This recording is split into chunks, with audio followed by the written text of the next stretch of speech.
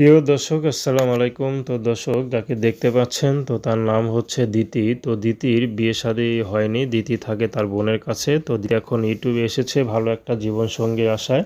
কারণ দিতির বোন আছে, বোনের বাসায় থাকে দিতি।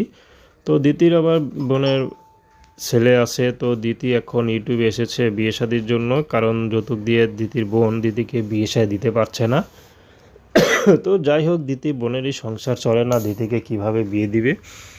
তো এখন দিতি ইউটিউবে এসেছেন ভালো একটা মানুষের আশায়, যে মানুষ সারা জীবন তার পাশে থাকবে সে যেমনই হোক না কেন দিতি বিয়ে শাদী করতে রাজি আছে। তো দিতি একটি ওই ছোটোখাটো একটা অফিসে চাকরি করে। তো সেখান থেকে যা পায় বেতন তা দিয়ে কোনো মতে তার সংসার খরচটা চলে, নিজের খরচ তো হয়ই না। কারণ 4-5 হাজার টাকা বেতন পায় এলাকার এক অফিসে। তো সেখান থেকে যা পায় তা দিয়ে কোনো মতে হয় না। তো যাই হোক, তো দিদি এখন চাচ্ছে যদি টাকা ছাড়া কেউ তাকে বিয়ে শাদী করে, সে বিবাহিত হোক আর বয়স্ক হোক, রাজি আছে। প্রেম ভালোবাসা আপনাদের ব্যক্তিগত ব্যাপার।